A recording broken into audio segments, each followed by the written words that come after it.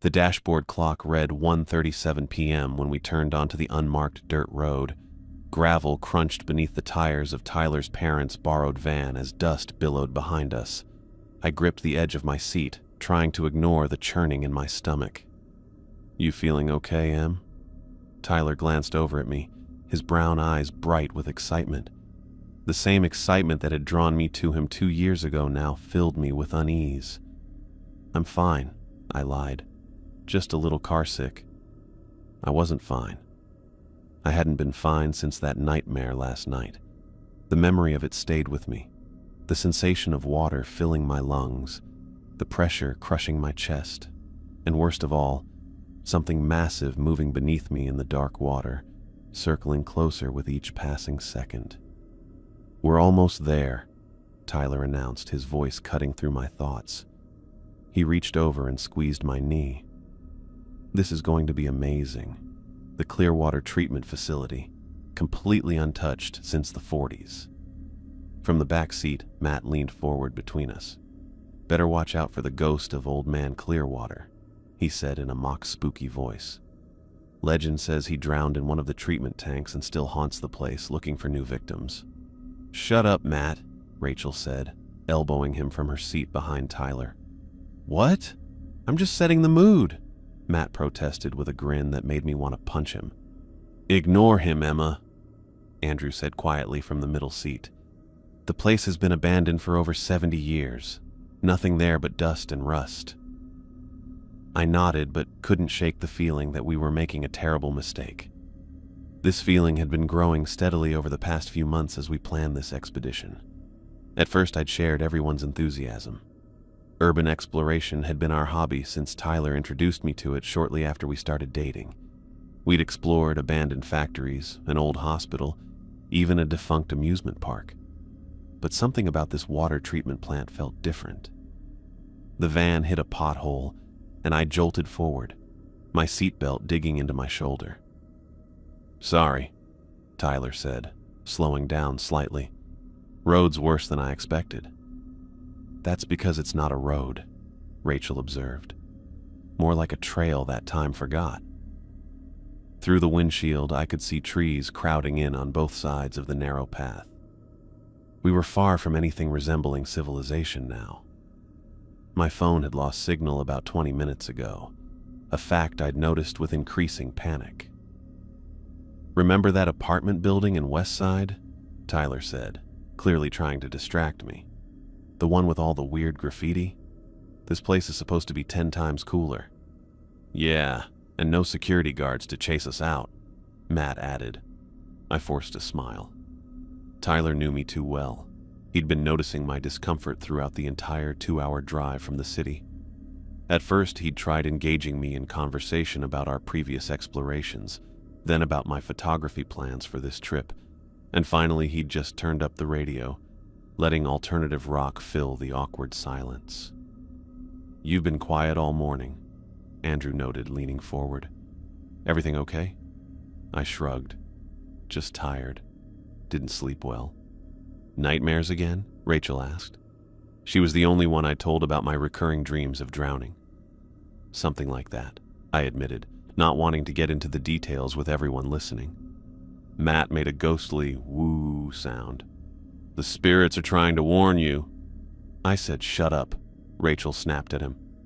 "Relax, everyone," Tyler said. "It's just nerves. Emma always gets a little anxious before a new exploration. Remember how she was before we went into the Hillcrest Sanitarium?" I remembered. But this was different. The sanitarium had given me pause because of its history of patient mistreatment. This was a deep, visceral dread that I couldn't shake off. "We don't have to do this," Tyler said quietly, just to me. "We can turn around right now if you want." 4 pairs of eyes were suddenly on me. Tyler looked concerned but also disappointed. Matt rolled his eyes, clearly annoyed at the thought of turning back after coming this far. Andrew's expression was neutral, waiting for my decision. Rachel gave me a small, supportive smile. The words formed in my throat. Yes, let's go back. But I couldn't bring myself to say them. I didn't want to ruin everyone's adventure. I didn't want to be the weak one. Most of all, I didn't want to disappoint Tyler. "No, I'm fine," I said, forcing conviction into my voice. "Really, let's keep going." Tyler's face lit up with relief and excitement. "That's my girl." The van rounded a bend in the road, and suddenly the trees cleared to reveal our destination.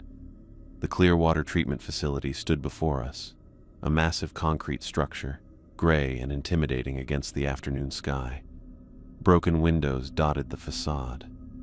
Vines crawled up the walls, nature slowly reclaiming what humans had abandoned. "We're here," Tyler announced, bringing the van to a stop. He looked over at me, eyes shining with adventure and affection. "Ready to explore?" The question hung in the air as I stared at the building. Every instinct screamed at me to make an excuse, to convince them all to leave.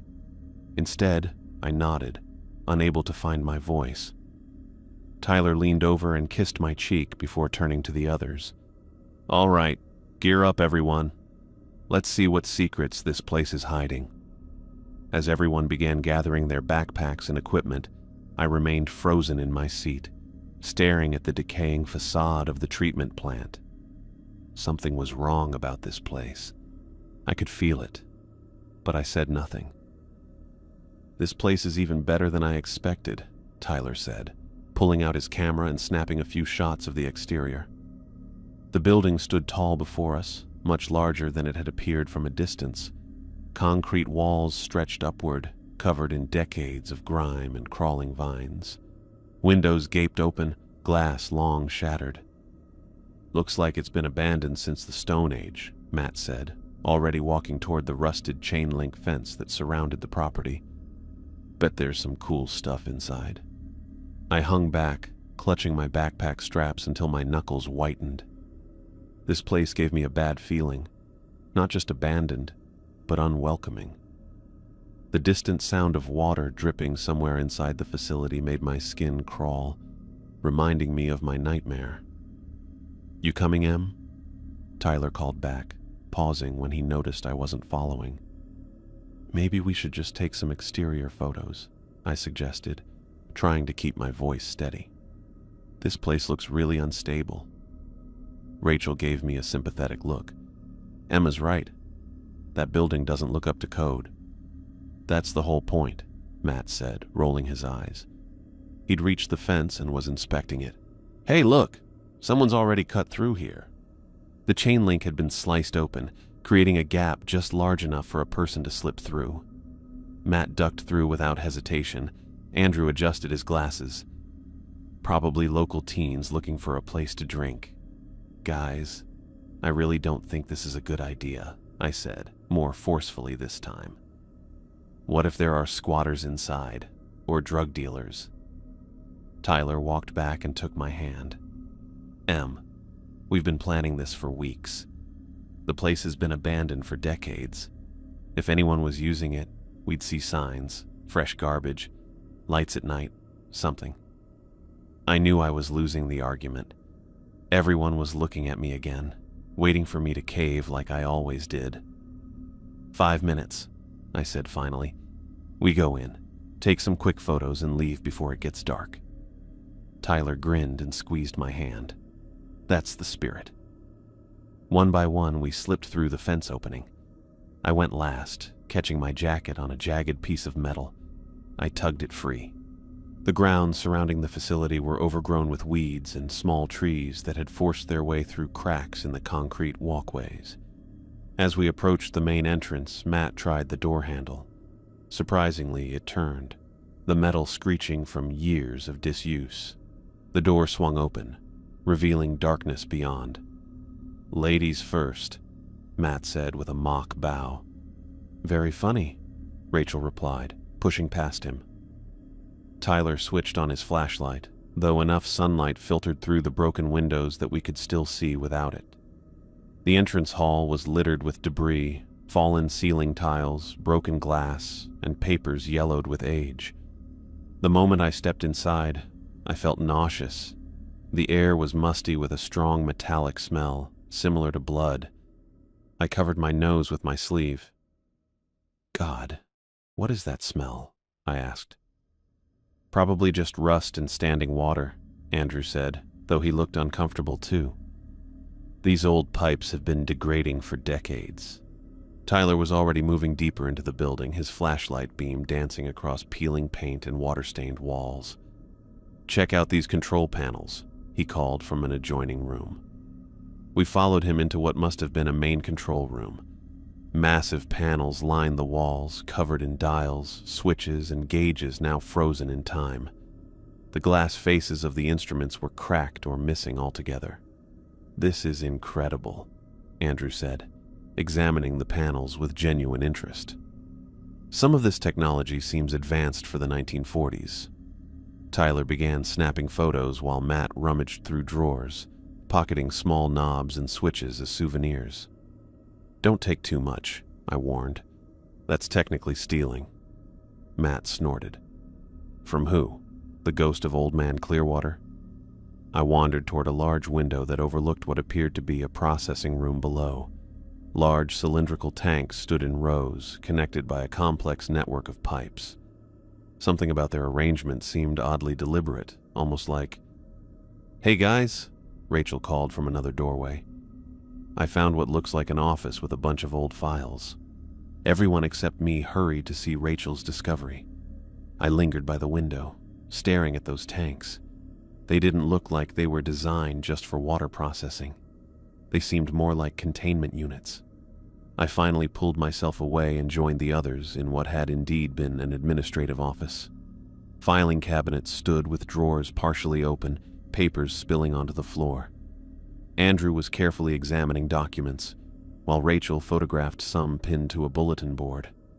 "A lot of these files have military stamps on them," Andrew noted, showing us a yellowed document with a faded red classified stamp across the top. "I told you this place was more than just a water plant," Tyler said excitedly. "Why would a simple treatment facility have classified documents?" The sunlight filtering through the windows had begun to dim as afternoon gave way to evening. "We should head back soon," I said, glancing at my watch. "It's getting late." "We've barely seen anything yet," Matt protested, switching on his flashlight as the room darkened. Tyler turned his light on too. "Just a little longer, Em. We might not get another chance to come back here." I wanted to argue, but knew it would be pointless. Instead, I switched on my own flashlight and followed as they moved deeper into the building. We explored a series of corridors, opening doors to find storage rooms, employee bathrooms with rusted fixtures, and what might have been a break room with toppled tables and chairs. The metallic smell grew stronger in some areas, making me breathe through my mouth to avoid gagging. "This place just keeps going," Rachel said, her voice bouncing off the walls of the empty hallway. "There must be a lower level," Tyler said, shining his light on a faded sign that read, "Restricted Area, Authorized Personnel Only." My stomach sank.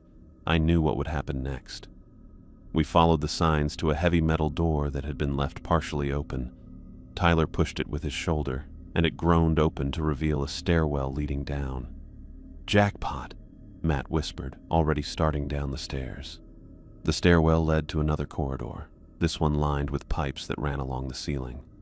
Water dripped somewhere in the distance, each drop sounding loudly in the silence. "Look at this," Matt called from up ahead. We caught up to find him standing at the edge of a large hole in the concrete floor. A metal ladder descended into darkness below. Matt aimed his flashlight down, but the beam couldn't penetrate far enough to see the bottom. "There's a whole other level down there." "No way," I said immediately, taking a step back. "That's where we draw the line." "Are you kidding?" "This is what we came for," Matt said, already putting his foot on the first rung of the ladder. "Matt, stop," I said, grabbing his arm. "We don't know if that ladder is stable. The whole floor could collapse." Tyler shone his light on the ladder. "It looks solid to me. Rusty, but still attached." "I'm with Emma on this one," Rachel said, crossing her arms. "Going down there seems unnecessarily risky." "Come on, we've come all this way," Matt argued. "What's the point of urban exploring if we don't actually explore?" Andrew looked between us, then at the ladder. "Maybe just a quick look?" We don't have to go far. I couldn't believe Andrew was siding with them. He was usually the voice of reason. It's 3 against 2, Matt said with a smirk. It's not a vote, I said, my voice rising. This is dangerous. That hole could lead anywhere. There could be toxic chemicals down there, or the air might not be breathable. Tyler put his hand on my shoulder. We'll be careful. Just a quick look down there, then we'll head back, I promise. I looked at him, his face half illuminated by the flashlight beam. I wanted to stand my ground, to refuse and make them all leave with me, but I also didn't want to be alone up here while they went down. Fine, I said finally. But at the first sign of trouble, we turned back immediately. Rachel looked at me in surprise. You're actually going down there? I took a deep breath. I'm not letting them go alone. She hesitated, then shook her head. I'll stay up here and keep watch. Someone should stay where there's cell reception in case, in case something goes wrong, she didn't need to say. Smart. Andrew nodded. If we're not back in 20 minutes, go get help. 20 minutes, Rachel agreed, checking her watch. Not a minute longer. Matt was already halfway down the ladder, his flashlight clenched between his teeth. Tyler went next, then Andrew, leaving me standing at the edge of the hole with Rachel. You don't have to go, she said quietly. I stared down at the 3 beams of light swinging in the darkness below. Yes, I do. Rachel squeezed my arm. Be careful, Emma. I nodded, turned my flashlight to its brightest setting, and began the descent into darkness, each metal rung cold beneath my fingers. The metallic smell grew stronger as I climbed down, and the sound of dripping water bounced around me. I couldn't shake the feeling that we were descending into something we weren't meant to find, something that had been deliberately buried and forgotten. Chapter 5. The bottom of the ladder met cold concrete beneath my shoes. I stepped aside to make room for the others, my flashlight beam cutting through the darkness to reveal walls coated with decades of grime. The air down here was different, colder, more oppressive, with a dampness that stuck to my skin and an unmistakable metallic taste that made my stomach turn. We made it, Tyler whispered, but the empty space caught his voice and returned it from multiple directions. Matt shined his light around the walls. Man, this place is huge. He wasn't wrong. We stood at the entrance of a corridor that split into 3 separate tunnels, each going into darkness. Pipes ran along the ceiling and walls, some as thick as my torso, others no wider than my wrist. Most were rusted, but a few shined dimly under our flashlights, suggesting materials that had somehow resisted decades of rusting. 20 minutes, I reminded them quietly. Rachel's waiting. Tyler nodded, already moving toward the central tunnel. This way looks promising. I followed close behind him, not wanting to be left alone even for a second. Andrew trailed after us, his footsteps bouncing in perfect rhythm with mine. The sound of our breathing, our movements, and the crunch of debris underfoot. Everything seemed unnaturally loud in this underground space. The tunnel opened into a large chamber filled with machinery I couldn't identify. Tyler whistled low, the sound bouncing around us. Look at this equipment, he said, approaching what appeared to be a control panel. Unlike the rusted remnants upstairs, many of these components were sealed behind glass that had somehow remained intact. Dials, gauges, and switches lined the panels, their purposes a mystery. Andrew adjusted his glasses, leaning in to examine the machinery. This doesn't make sense. This technology, it's too sophisticated for the 1940s. What do you mean? I asked, staying near the entrance, ready to retreat at any moment. These components, Andrew gestured at the panel. Some of these designs weren't developed until the late 60s or even 70s. And look at these alloys. This isn't standard industrial equipment for water treatment. Tyler ran his fingers over one of the sealed panels. I told you this place wasn't what it seemed. The government claimed it was just for water purification, but they were doing something else here. Something they wanted to keep secret. The chill that ran through me had nothing to do with the temperature. I swept my flashlight across the room, stopping at a section of wall near another exit. What are those markings? We all aimed our lights at the wall. Strange symbols had been etched into the concrete.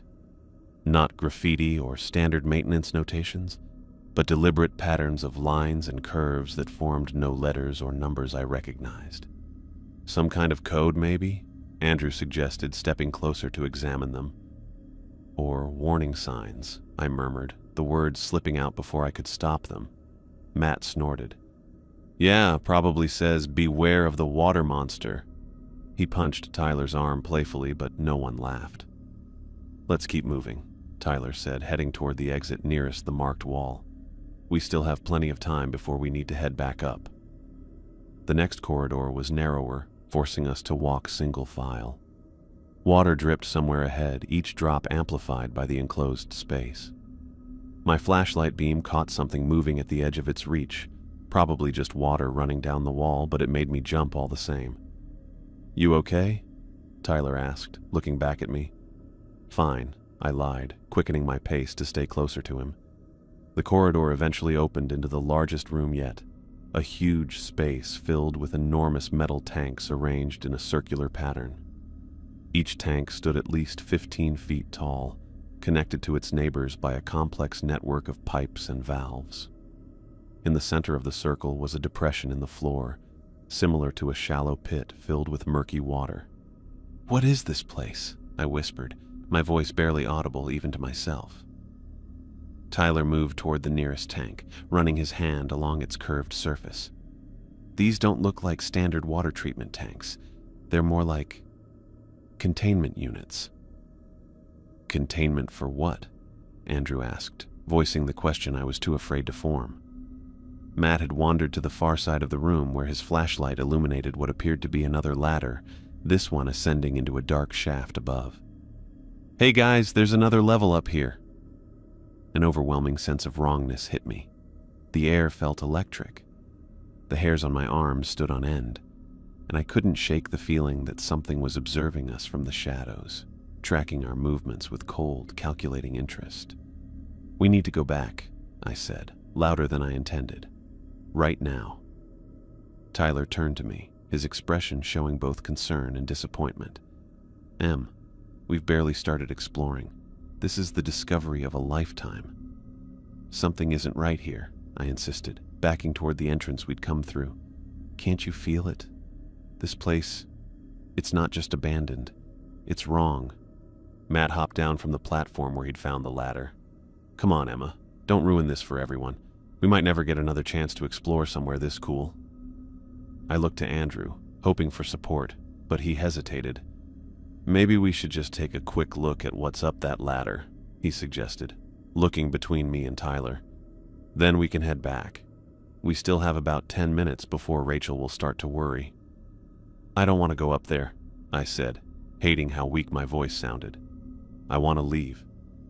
Now. Tyler approached me, taking my hands in his. 5 more minutes, Em, that's all. Just a quick look up that ladder, and if there's nothing interesting, we'll go back, I promise. I wanted to stand firm, to demand we leave this place and never return. But 3 pairs of eyes were on me, waiting for me to give in like I always did. Their expectations felt heavier than the dread in my stomach. Fine, I said reluctantly. 5 minutes, not a second more. Matt grinned triumphantly. That's the spirit. Adventure awaits. He bounded back to the ladder, Tyler following close behind. I couldn't move. My feet refused to go toward what every instinct told me was danger. Andrew lingered beside me. We don't have to go if you're really scared, he said quietly. I can tell them to go ahead while we wait here. The thought of separating, of the group splitting up in this maze of tunnels, seemed even more dangerous. No, I said finally. We stay together. All of us. With each step toward the ladder, the feeling of being watched grew stronger. I cast a final look back at the murky pool in the center of the room. For a moment, I thought I saw the surface ripple. as if something beneath had moved in response to our presence. Just my imagination, I told myself, turning away. Just my fear playing tricks on me. Matt was already several rungs up, the beam of his flashlight bobbing with each movement. Tyler followed close behind, his excitement tangible even in the dim light. I remained at the bottom, my feet refusing to move. "Come on, Em," Tyler called down, his voice bouncing strangely in the cavernous room. "It's sturdy enough." I placed my foot on the first rung, testing it with my weight.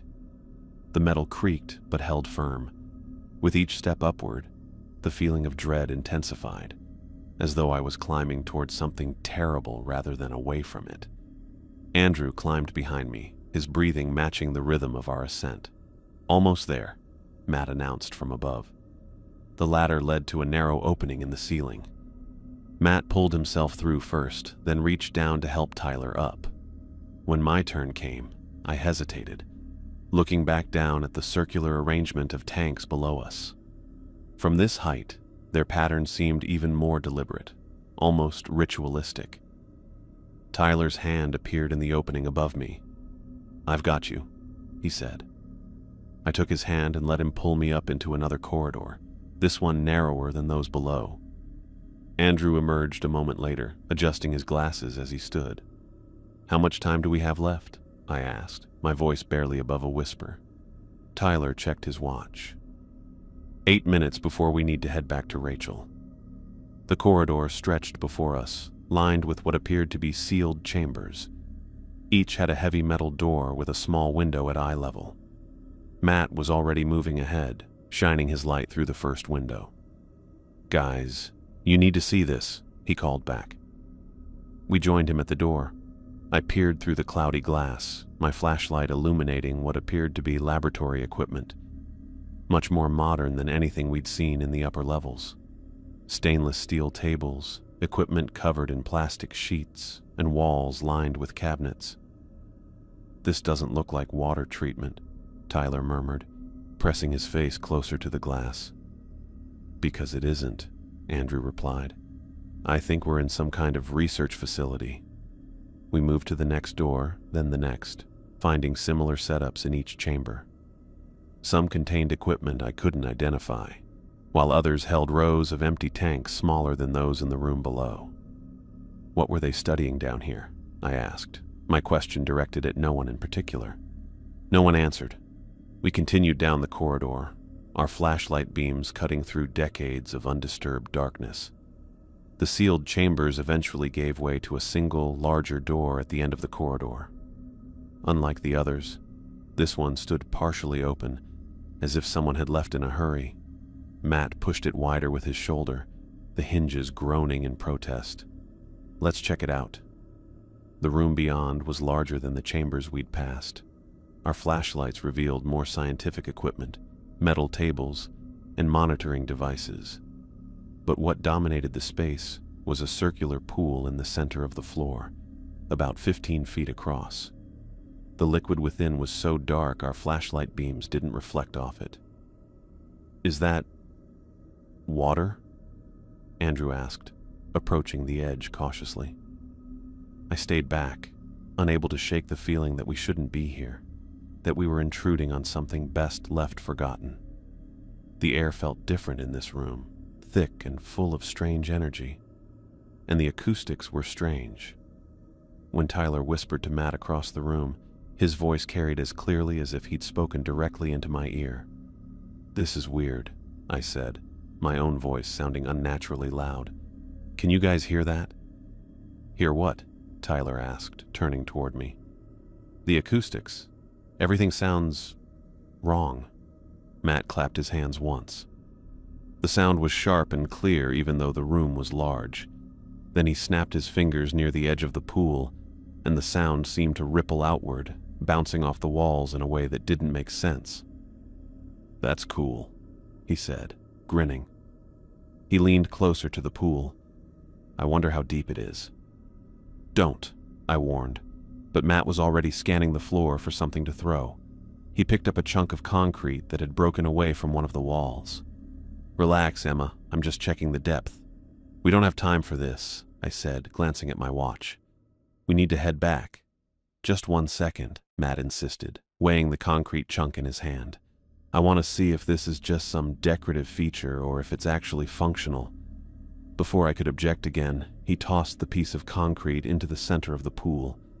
It broke the surface with a distinctive plop that seemed to reverberate forever in the strange acoustics of the room. The splash settled, and for a moment there was complete silence, an unnatural absence of sound that made my skin crawl. Then, from somewhere deep within the pool, came a low, rumbling growl that I felt more than heard, vibrating through the floor beneath my feet. "What was that?" Andrew whispered, backing away from the edge. The surface of the pool began to bubble and churn, not like boiling water, but as if something large was moving beneath it. "Guys," I said, my voice tight with fear, "we need to leave, now." No one moved. We were all transfixed by the increasingly violent disturbance in the pool. The dark liquid sloshed against the edges, spilling onto the concrete floor. Then it emerged. A massive, pale shape rose from the water. First just a few inches, then more, revealing a serpentine body that seemed impossibly long for the size of the pool. It had no eyes that I could see, just smooth, milky skin where eyes should have been. But its mouth, God, its mouth opened to reveal row after row of needle-like teeth, each the length of my finger. We stood frozen in terror as the creature continued to rise from the water, its body undulating in a motion that was both graceful and horrifying. It towered over us, water streaming from its pale flesh, its head turning slowly as if sensing our presence even though it had no eyes. Andrew broke first. He screamed, a high, panicked sound that shattered our paralysis. In an instant, we were all running toward the door, our flashlight beams dancing wildly across the walls. I reached the doorway first, Tyler right behind me. I glanced back just in time to see the creature lunge with impossible speed, its massive head shooting forward suddenly. Andrew wasn't fast enough. The creature caught him from behind, its jaws clamping around his midsection. His scream cut short as the creature lifted him off the ground, his body jerking violently in its grip. Blood, so much blood, sprayed across the floor and walls. "Andrew!" Tyler shouted, stepping back toward the room. I grabbed his arm, yanking him back with strength I didn't know I possessed. "We can't help him. Run!" Matt was already ahead of us, sprinting down the corridor toward the ladder. I could hear the terrible sounds of the creature feeding, wet, tearing noises mixed with Andrew's weakening cries. We reached the ladder, Matt practically throwing himself down the opening. Tyler pushed me ahead of him. "Go, Emma, go!" I descended as quickly as I dared, my hands slipping on the metal rungs, slick with my own sweat. Tyler followed right above me, his breathing ragged with panic. When my feet hit the concrete floor of the lower level, I immediately backed away from the ladder, looking at the darkness surrounding us. Matt stood a few feet away, bent over with his hands on his knees, gasping for breath. "What the fuck was that thing?" he choked out between breaths. "I don't know, and I don't want to find out," I said, grabbing his arm. "We need to find the way back up to Rachel." A splash sounded from somewhere nearby, not from the direction we'd come, but from one of the other tunnels branching off from the room with the circular tanks. Then another splash from a different direction, followed by what sounded like something heavy dragging across wet concrete. Tyler grabbed my hand, his palm slick with sweat or water or blood. I couldn't tell which. "There's more of them," he whispered, his voice trembling. "They're in the water tanks." All around us, the sounds were growing, splashing, slithering, a faint chittering noise that might have been communication. Whatever the creatures were, they weren't confined to that single pool. The entire facility seemed to be coming alive around us. "The exit," I gasped, pulling Tyler toward what I thought was the tunnel we'd originally come through. "We need to get back to the ladder." Matt followed close behind as we rushed into the darkness, our flashlight beams bouncing wildly with each step. The tunnel split ahead, and I hesitated, suddenly unsure which way we'd come. "This way," Tyler said, tugging me toward the left passage. Behind us, the sounds of pursuit grew louder, the slap of wet limbs against concrete, the sliding of massive bodies through the tunnels. And underneath it all, a chorus of those growling sounds we'd heard from the pool, now multiplied and coming from all directions. I ran alongside Tyler, fear propelling me forward into the darkness. Matt's footsteps pounded behind us, occasionally faltering as he glanced back at whatever might be following. In that moment, I knew with terrible certainty that we had awakened something that should have remained sleeping, something that had been deliberately contained and forgotten in this underground maze. And now, it was hunting us. The tunnels blurred around us as we ran, our flashlight beams slashing wildly through darkness. Water splashed beneath our feet, each footfall bouncing like gunshots in the confined space. I could still hear the wet, tearing sounds of Andrew's death behind us, still see his body jerking in the creature's massive jaws. "Which way?" Matt gasped, skidding to a halt at a junction where 3 identical passages extended into darkness. Tyler swung his flashlight between the options, his breath coming in ragged bursts. I don't know." I felt a surge of panic. "We came from the middle one, I think." "You think?" Matt's voice cracked with hysteria. "Just pick one," Tyler hissed, glancing behind us. The sounds of pursuit grew louder, wet, slithering noises interrupted by that strange growling we'd heard before. Without further discussion, we plunged into the leftmost tunnel, our footsteps splashing through shallow puddles. After running for what felt like minutes but could have been seconds, the tunnel widened into a chamber I didn't recognize. Massive pipes lined the walls, some broken and leaking dark water onto the concrete floor. The ceiling arched higher here, vanishing beyond the reach of our flashlights. "This isn't right," I said, my voice barely above a whisper. "We didn't come through here before." Tyler ran his hand through his hair, leaving it standing on end. "We must have taken a wrong turn." Matt kicked an empty metal canister in frustration, sending it clattering across the floor. The sound reverberated throughout the chamber, bouncing off the walls and ceiling in unnatural ways. "Keep it down," Tyler snapped, grabbing Matt's arm. We froze, listening. The pursuing noises had stopped. The silence that followed was somehow worse than the sounds of chase, as if whatever hunted us was now listening too, pinpointing our location. Then we heard it. A series of clicks and whistles traveled through the tunnels, rhythmic, patterned, and almost like, "Is that talking?" Matt whispered, his face pale in the flashlight beam. The sounds repeated, a complex series of clicks, whistles, and low, rumbling tones that seemed to form distinct patterns. It didn't sound random. It sounded like communication. "We need to find the way back," I said, fighting to keep my voice steady. "Rachel is waiting for us. She'll be worried." Tyler nodded, sweeping his flashlight around the room. "There are 4 exits from this chamber. One of them has to lead back to the ladder." "We should split up," Matt suggested, already backing toward one of the passages. "Cover more ground. When someone finds the way out, they can call the others." "No!"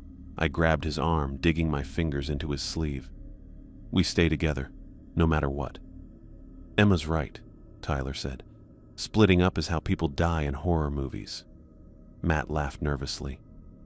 "This isn't a movie." "No," I said grimly. "It's worse." The clicking sounds intensified, now coming from multiple directions. Something about their cadence had changed, become more urgent, more excited. I couldn't shake the terrible feeling that the creatures were coordinating, communicating our position to each other. "Let's try this way," Tyler said, pointing to the passage directly across from where we'd entered. "It slopes upward slightly, might lead back to the upper levels." We moved forward cautiously, our earlier panic giving way to a more focused terror. Each step was deliberate, and each breath controlled.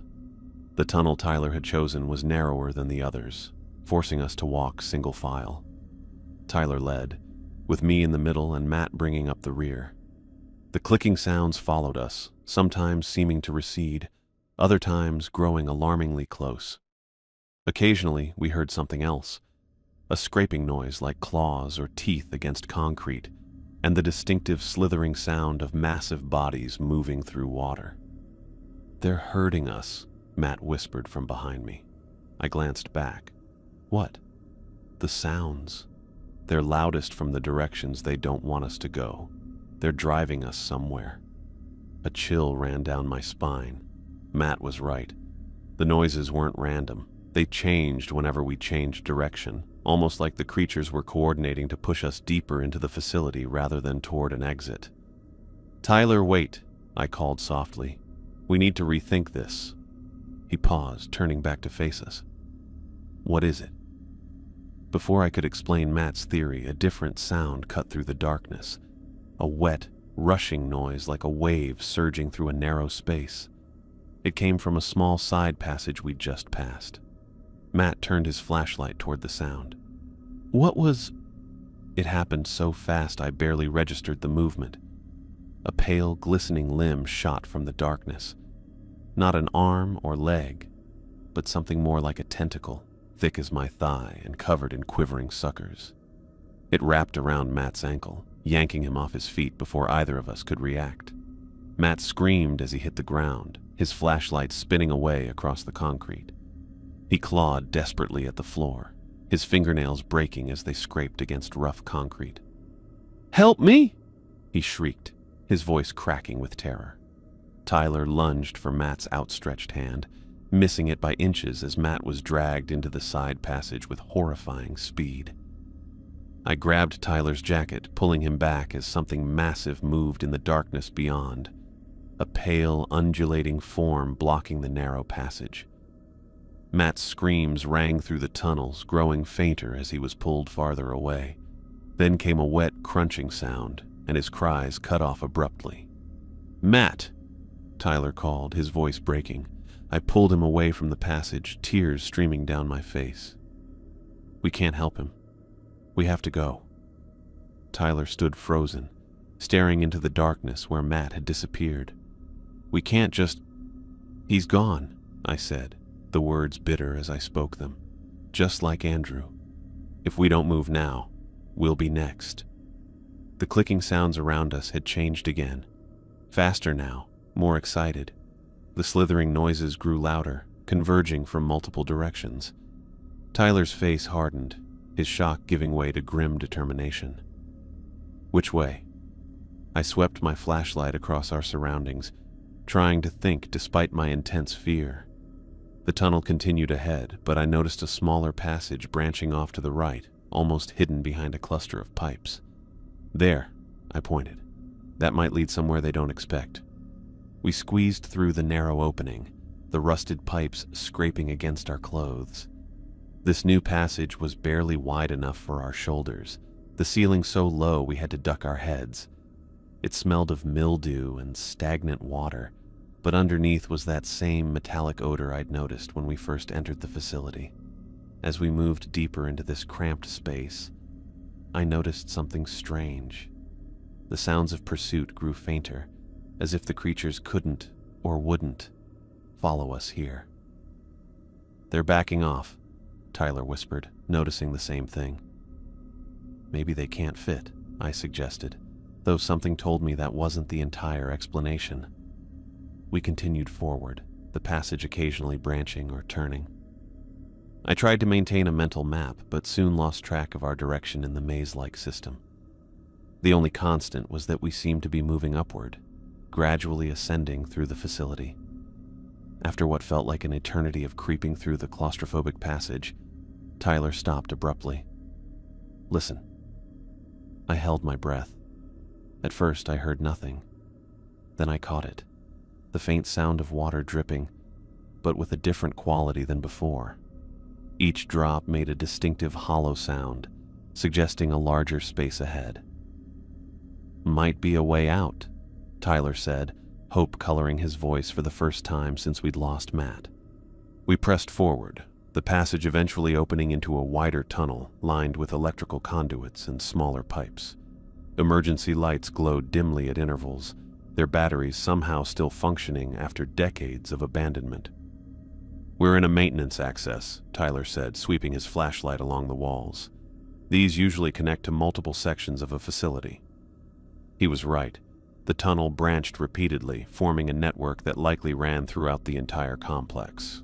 One of these paths had to lead back to the main level where Rachel waited. As we paused at another junction, trying to determine the best route, Tyler's breathing grew ragged. The adrenaline that had carried us this far was wearing off, leaving behind exhaustion and raw fear. Each breath he took seemed louder than the last, bouncing around in the confined space.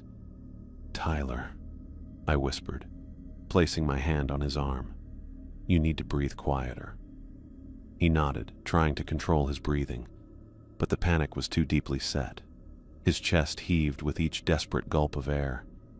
Then I realized something terrifying. They respond to sound. "What?" Tyler managed between breaths. "The creatures. They tracked us by sound." I thought back to Matt throwing the concrete into the pool, to the creatures converging whenever we made noise. That's how they hunt. Tyler's eyes widened with understanding. He pressed a hand over his mouth, trying to muffle his breathing. From somewhere behind us came the now familiar slithering sound, growing louder with each passing second. They'd found us again. "Run!" I hissed, pushing Tyler forward. We sprinted down the tunnel, no longer concerned with stealth. Our footsteps thundered against the metal grating of the floor, but it didn't matter anymore. They already knew where we were. The tunnel ended abruptly at a heavy metal door. Tyler yanked on the handle, and by some miracle, it opened.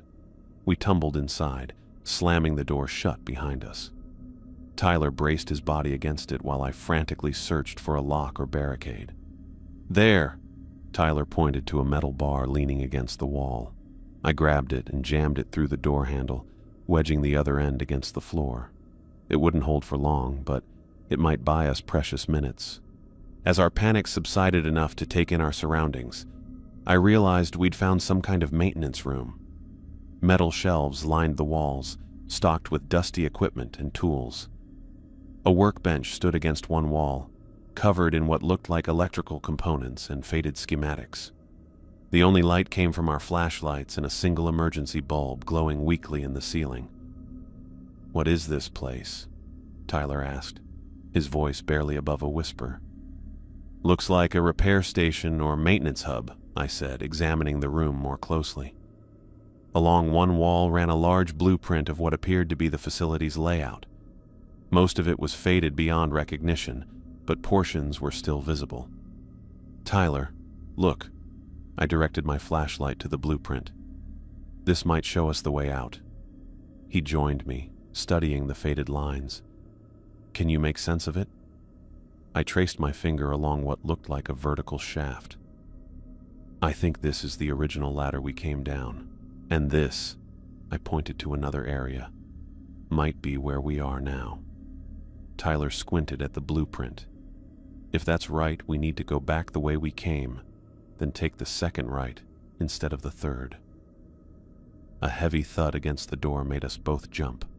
The metal bar we'd used as a barricade moved slightly but held. Another thud followed, stronger than the first. "They found us," Tyler whispered, his face pale with fear. I stepped away from the blueprint, scanning the room for anything that might help us. There has to be another way out of here. "Emma," Tyler said, his voice suddenly calm in a way that frightened me more than his panic had. "If I don't make it—" "Don't," I cut him off. "Don't you dare say goodbye." The metal door shuddered under another impact, the bar bending slightly. Tyler pulled me into a tight embrace. "I love you. I should have listened to you from the beginning. I'm so sorry." I buried my face in his shoulder, my tears soaking into his shirt. "We're going to get out of this. Together." But even as I said the words, I knew our chances were slim. The door wouldn't hold much longer. Another crash against the door made the metal bar bend further. Tyler gripped my shoulders, his eyes darting around the maintenance room for any other escape route. The shelves, the tools, the workbench. Nothing seemed useful against the creatures hunting us. "Maybe we can use these to fight," Tyler said, grabbing a wrench from a nearby shelf. The desperation in his voice was clear. We both knew a tool would be useless against creatures that had torn Andrew and Matt apart in seconds. I turned back to the blueprint, desperately searching for another exit. My flashlight beam trembled across the faded paper, revealing a network of pipes running throughout the facility. "Look at this," I said, pointing to a series of maintenance pipes that appeared to connect to the upper levels. "These might lead back to—" A sharp ringtone cut through the silence. Tyler fumbled in his pocket, pulling out his phone. The screen illuminated his face with an eerie blue glow. The impossible had happened. Somehow, in this underground maze, a signal had reached his phone. "Rachel," he whispered, staring at the screen.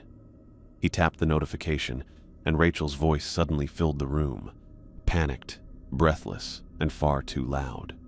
"Tyler? Emma? Where are you guys? It's been over 40 minutes. I'm freaking out. I tried calling for help, but there's barely any signal out here. I think I heard something moving inside the building.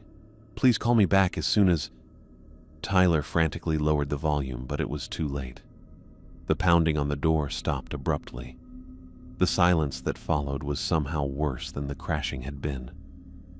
"They heard," I whispered, backing away from the door. Tyler shoved his phone back into his pocket. "We need to move. Now." The clicking sounds we'd heard before started again, rapid, excited patterns coming from directly outside the door. Then came a new sound, something scraping against the ceiling above us. I looked up just as a ceiling panel moved. Dark water dripped from the edges of the opening. "There!" Tyler pointed to a large pipe opening near the floor on the far side of the room. The cover had been removed, leaving a dark passage just wide enough for a person to crawl through. We lunged for it together as the ceiling gave way.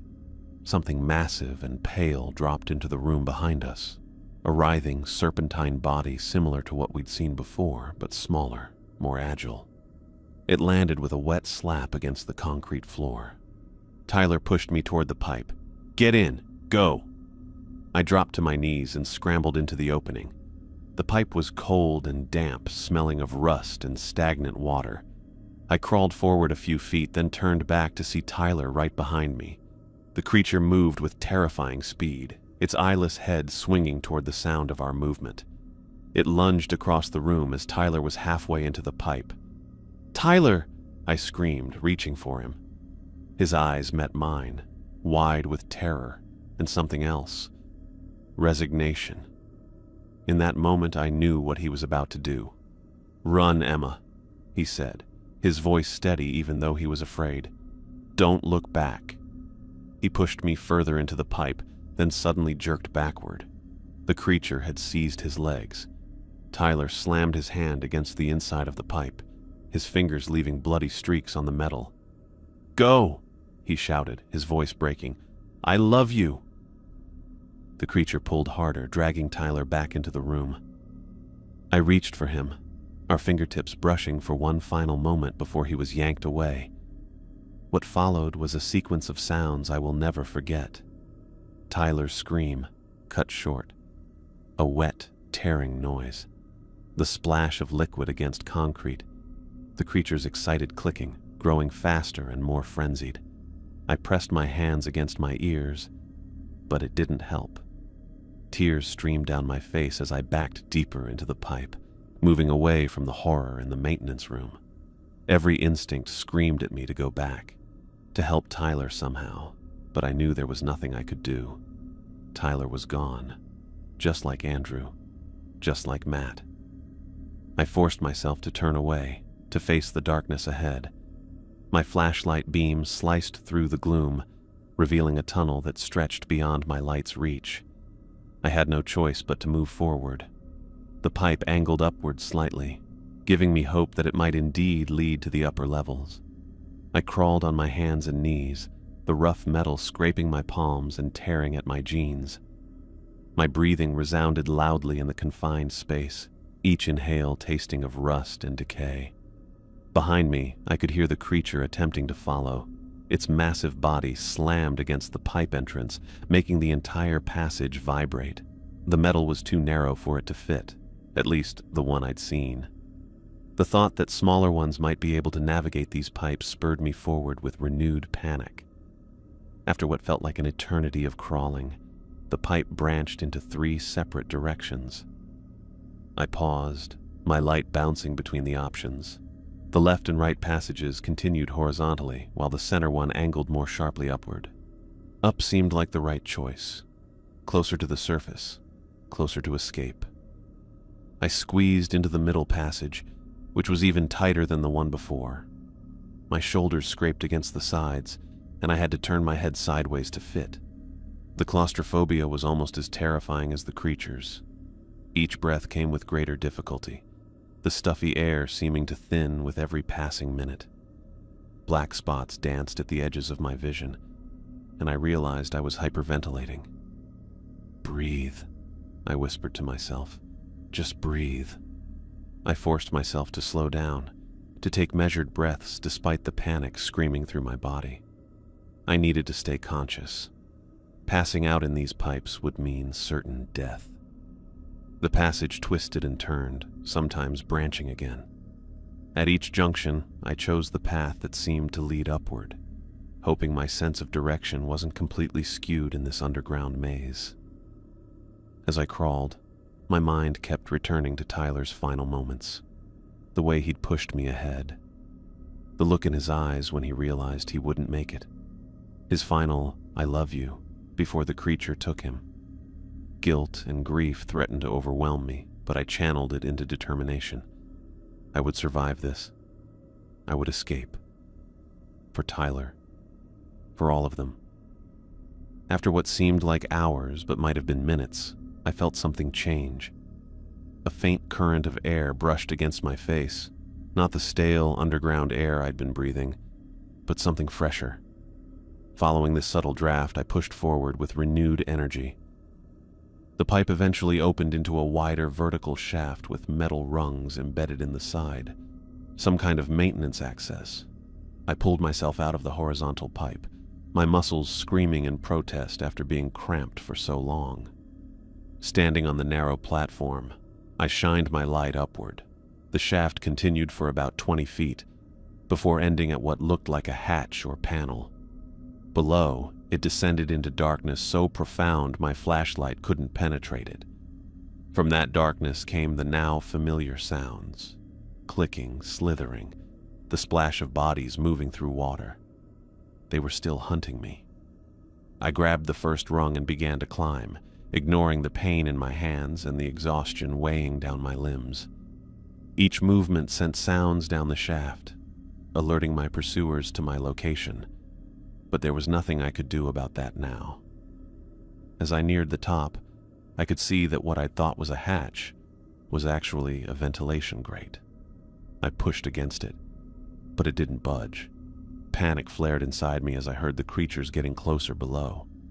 Bracing myself against the rungs, I slammed my shoulder against the grate. Pain shot through my arm, but the metal shifted slightly. I hit it again, putting all my remaining strength behind the impact. This time, the grate broke free, clattering onto the floor above. I pulled myself through the opening, my arms trembling with the effort. Rolling onto my back, I found myself in a recognizable corridor, one of the first we'd explored when we entered the facility. I was back on the main level. Relief flooded through me, quickly followed by urgency. I wasn't safe yet. I needed to find Rachel and get out. "Rachel?" I called, my voice hoarse. There was no answer. I staggered to my feet, disoriented but driven by the need to escape. The main entrance had to be nearby. We hadn't ventured far from it when we first arrived. The sounds from below grew louder. The creatures were finding their way up through the facility's network of pipes and shafts. I started running, my flashlight beam bouncing wildly off the walls. Each corridor looked the same, a nightmare maze of identical doorways and branching paths. Then I spotted it. The door we'd first entered through now hanging open. Beyond it lay darkness, But it was a different kind of darkness. Natural night rather than the oppressive black of the underground chambers. "Rachel?" I called again as I approached the exit. "Rachel, are you there?" Only silence answered me. Had she left to get help? Or had the creatures somehow found her too? I didn't have time to search. The clicking sounds were getting closer, converging from multiple directions. I sprinted toward the exit, my lungs burning with each breath. As I burst through the doorway, the cool night air hit my face like a blessing. Stars glimmered overhead, impossibly bright after hours in darkness. I kept running, heading for the fence we'd climbed through earlier. "Rachel!" I screamed, looking around frantically for any sign of her. The van was still parked where we'd left it, but there was no movement around it. I was halfway across the grounds when it happened. Blinding light erupted from all directions, so intense I threw my arm over my eyes. Massive floodlights had activated, illuminating the entire area in harsh white light. Dark figures emerged from behind the lights, human shapes moving with military precision. They surrounded me in seconds, weapons raised, men and women in tactical gear, their faces obscured by helmets and night vision equipment. "Freeze! Don't move!" a voice commanded through a megaphone. I stopped, raising my hands instinctively. My legs nearly gave out beneath me as the adrenaline that had carried me this far began to fade. From behind the line of soldiers stepped a figure different from the rest, a person in a full hazmat suit, the face shield reflecting the floodlights so I couldn't see who was inside. "Subject secured," the hazmat figure said into a radio, voice slightly muffled but clearly masculine. Then he approached me directly, stopping a few feet away. "Emma Reynolds," he said, not a question but a confirmation. "You shouldn't be here." "My friends," I gasped, my voice breaking. "They're still inside. There are creatures." "We know," the hazmat man interrupted. "Your friends are already dead." The bluntness of his statement hit me like a physical blow. I staggered backward, nearly falling. "How do you—" "We've been monitoring this facility for decades," he said. "Nothing goes in or out without our knowledge." "Then why didn't you stop us?" I demanded, anger cutting through my fear. "Why didn't you warn us?" The man in the hazmat suit tilted his head slightly, studying me through his reflective face shield. "That's a complicated question with a classified answer." Behind me, from the entrance of the facility, came the wet, slithering sounds I'd grown to fear. The soldiers tensed, weapons swinging toward the doorway. "Sir, we have movement," one of them called out. "Contain it," the hazmat man ordered without looking away from me. "Emma Reynolds, you're coming with us. There are questions that need answering." 2 soldiers approached me, one on each side. They gripped my arms, firmly, but not roughly. "What about Rachel?" I asked, still looking around desperately. "My friend who stayed up here. Where is she?" The hazmat man gestured toward a vehicle parked beyond the floodlights, some kind of military transport. "Your friend is already in custody. She will be processed separately." Processed. The clinical term sent a chill through me, worse than any I'd felt in the dark tunnels below. "What about Tyler, Andrew, Matt?" I asked, though I already knew the answer. As I said, they're dead, and as far as the world is concerned, this facility remains abandoned. Nothing happened here tonight. Gunfire erupted behind us, short, controlled bursts aimed at the facility entrance. I heard the creatures' high-pitched shrieks of pain or rage, sounds we hadn't heard from them before. The soldiers holding me began moving me toward the transport vehicle, their pace urgent, but not panicked. "What are those things?" I asked as they guided me away. "What is this place really?" The hazmat man walked alongside us, his gait strangely casual amidst the chaos. "Those are questions better answered elsewhere, Ms. Reynolds. This location is no longer secure." As we reached the vehicle, I looked back one last time at the Clearwater treatment facility. In the harsh glare of the floodlights, it looked different, less like an abandoned relic and more like what it truly was, a prison that had failed to contain its inmates. The door of the transport slid open, revealing a sterile interior with bench seating and restraints. No sign of Rachel inside. "Where is she?" I demanded. "You said Rachel was here." The hazmat man placed a hand on my shoulder, guiding me inside. "I said she was in custody, not that she was in this particular vehicle." Before I could respond, something sharp pricked my arm. I looked down to see one of the soldiers withdrawing a syringe. "Standard procedure," the hazmat man said as my vision began to blur. "For your own safety." The last thing I saw before darkness claimed me was his reflective face shield, showing me a distorted version of my own terrified expression. Sterile white light pierced my eyelids. The pounding in my head intensified as consciousness returned in painful waves. My mouth was dry and my limbs felt extremely heavy.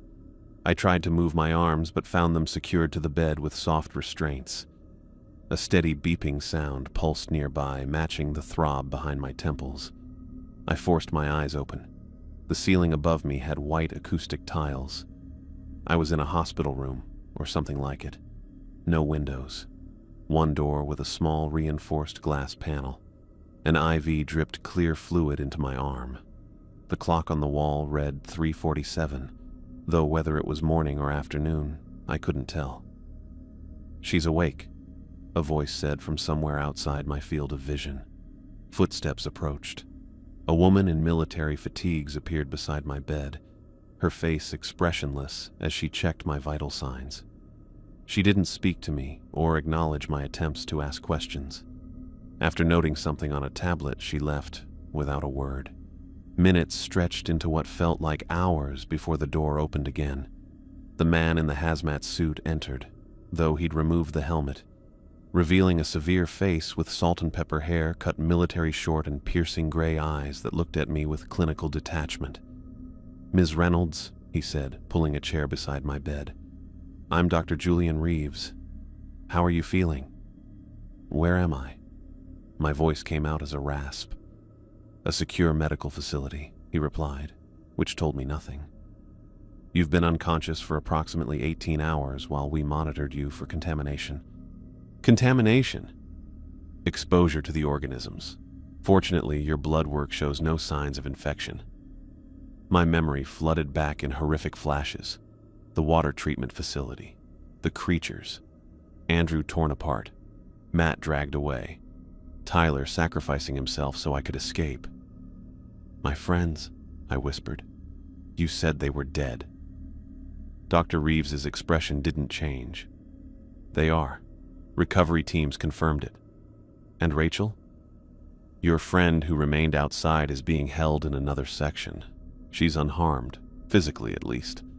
I tugged at my restraints. "Why am I tied down?" "Standard procedure for potentially contaminated subjects. I'll have them removed now that you're stable." He nodded to someone beyond my vision, and a moment later, a different soldier approached and loosened the straps around my wrists. I rubbed the red marks left behind. "What were those things?" "That's a complex question," Dr. Reeves said. "One that requires considerable context. I watched 3 people get torn apart. I think I deserve answers." Something flickered across his face. Not quite sympathy, but perhaps acknowledgement. "You're right.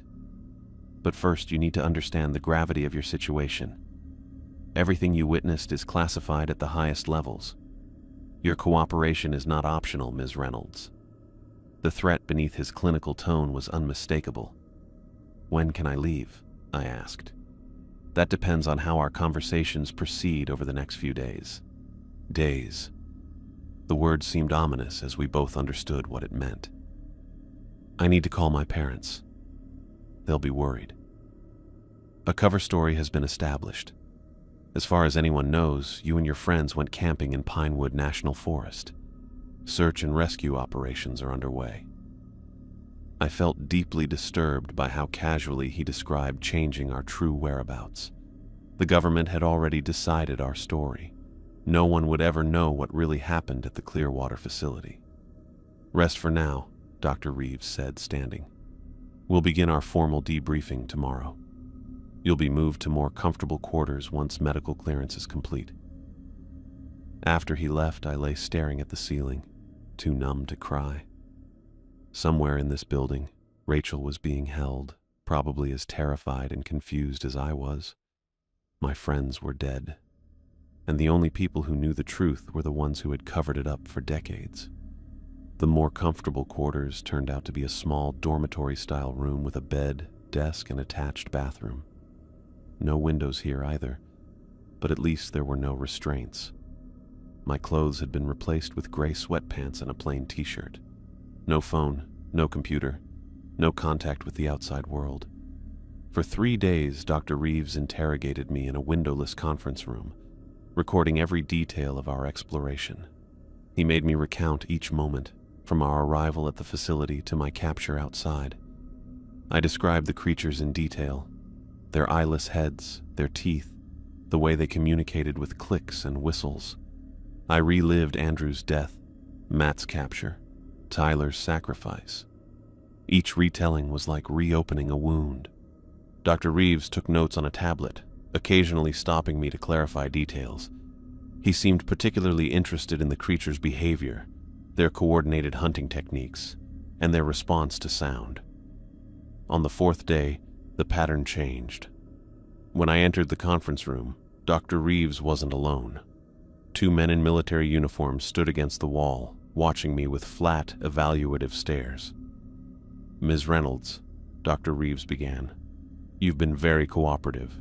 In light of that, I've been authorized to explain certain aspects of what you encountered."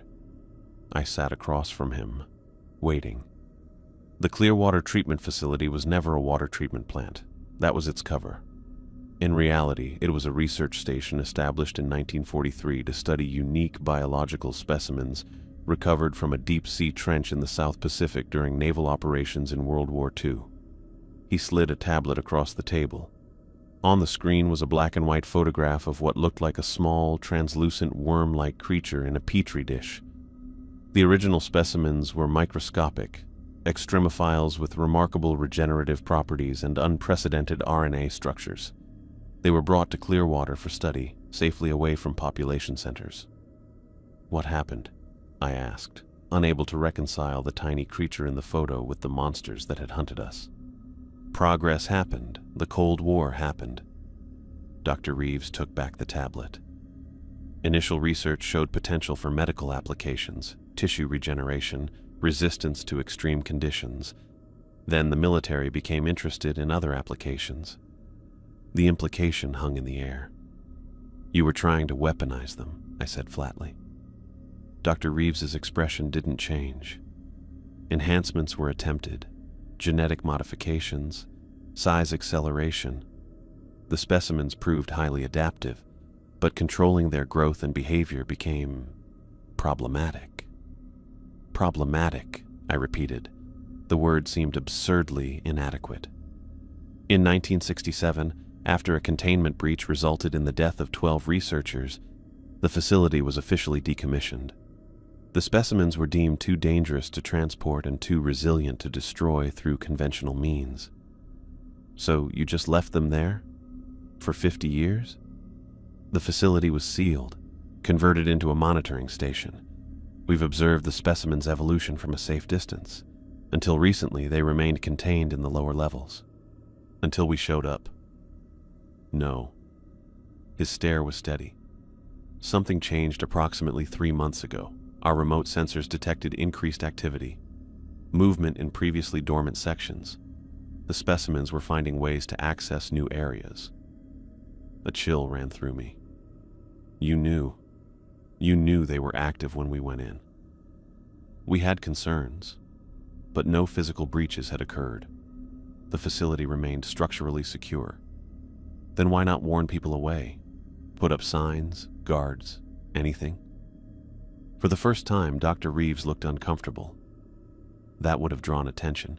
The facility's existence remains classified. Even within the government, few know its true purpose." "So we were what? An experiment? You watched us go in there to see what would happen?" "No. Your presence was unexpected. By the time our surveillance detected your group, you were already inside. Extraction teams were mobilized immediately, but we couldn't reach you before." He trailed off. "Before my friends were killed," I finished for him. One of the military men stepped forward. "Dr. Reeves, that's sufficient." Dr. Reeves nodded. "Ms. Reynolds, what you need to understand is that this incident cannot become public knowledge. The panic it would cause, the questions about government oversight, it would be catastrophic. You want me to lie, to pretend they died some other way. We want you to recognize the necessity of discretion." The military man placed a folder on the table and pushed it toward me. "This is a non-disclosure agreement. Signing it legally binds you to secrecy regarding everything you've witnessed and everything discussed in this facility." I opened the folder. Pages of dense legal text stared back at me. "And if I refuse?" "That would be unwise," Dr. Reeves said quietly. "We prefer voluntary cooperation, but national security concerns take precedence over individual liberties in extreme cases." The threat was clear: sign or never leave. "What about Rachel?" I asked. "She's being presented with the same options." I flipped through the pages, scanning the contents. "And what do I get for my silence?" The second military man spoke for the first time. "Compensation for your trauma and cooperation." He placed another document beside the NDA. "A settlement of $500,000 plus all medical expenses related to this incident." Blood money. That's what they were offering. A price for my friends' lives, for the truth. "What about their families? What will you tell them?" "That their children went camping and encountered a flash flood. That search and rescue did everything possible. That sometimes nature is cruel and bodies aren't recovered." I thought of Tyler's parents, who had welcomed me into their home countless times. Of Andrew's father, who had given him the camera he carried everywhere. Of Matt's little sister, who idolized her adventure-seeking brother. "They deserve the truth," I said, my voice breaking. "The truth would destroy them in ways you can't imagine," Dr. Reeves replied. "Some knowledge is too hard to bear. You already understand that, don't you, Emma?" He was right. The nightmares, the images seared into my mind. I wouldn't wish them on anyone, least of all the people who love those we'd lost. With a hand that trembled slightly, I signed both documents. As I did, a part of me died alongside my friends in that facility. 3 weeks later, I stood beside Rachel at the edge of Tyler's memorial service. No body to bury, just photographs and flowers surrounding an empty casket. His parents clung to each other near the front, their grief so intense I could physically feel it. Rachel and I hadn't spoken much since our release. We'd been returned to the city separately, given the same instructions. Stick to the story, honor the agreement, and move on with your lives. The settlement money sat untouched in my bank account. I couldn't bring myself to use it. "His mom asked me to say something," Rachel whispered, her face pale beneath her carefully applied makeup. "I don't know what to say." "Say he was adventurous," I replied. "Say he lived fully. Say he loved exploring new places. Just don't say how he really died. Don't say he was torn apart by monsters in an abandoned government facility. Don't say the people who sent us away from here today know exactly what happened to him." Rachel squeezed my hand once before walking to the front of the gathering. Her voice shook as she shared sanitized memories of Tyler, his laughter, his kindness, and his passion for adventure. Each word was true and yet a lie by omission. I couldn't bring myself to speak. What could I say that wouldn't either be a lie or a betrayal of the agreement I'd signed? So I stood silently, accepting condolences from people who would never know the real reason for my hollow eyes and trembling hands. After the service, Tyler's mother embraced me. "He loved you so much, Emma," she said, her voice raw from crying. "I know how much you loved him too." The truth caught in my throat. He died saving me. He pushed me ahead of him so I could escape. His last words were that he loved me. "I did," was all I managed to say. The police said you were lucky to have gotten separated from the others before the flash flood, she continued. God was watching over you that day. Not God. Government surveillance. But I nodded and let her find what comfort she could in her version of events. If you ever want to talk about him, she offered, our door is always open to you. But it wasn't. Not really. Because I could never enter their home again without feeling overwhelmed by my lies. I could never look into their eyes and not see Tyler's face in his final moments. Thank you, I said, knowing I would never return. Rachel approached as Tyler's parents moved to greet other mourners. I'm moving, she said without preamble. Boston. My cousin works at a marketing firm there. When? Next week. I can't stay here, Emma. Everything reminds me of... She glanced around, careful even here. I can't sleep, can't focus. Need a fresh start. I understood completely. The same thoughts had been circling in my mind. Where will you go? She asked. I don't know yet. Somewhere far. We stood in awkward silence, bound by a shared trauma we could never openly acknowledge. The government doctors had warned us about this, that we might find it difficult to maintain our friendship given the circumstances. Call me when you get settled, I offered. Rachel nodded, but we both knew she wouldn't. The doctors had been right about that too. Moving forward meant leaving everything associated with that night behind. Even each other. Portland, Oregon was as far from my former life as I could reasonably manage. I found an apartment downtown, within walking distance of everything I needed so I wouldn't have to drive. Being enclosed in cars brought back memories of the tunnels, the pipes I'd crawled through to escape. The settlement money paid for therapy, though I could never tell my therapist the whole truth. I crafted a version that fit the cover story. Survivor's guilt after a camping trip gone wrong, trauma from losing my boyfriend and friends in a natural disaster.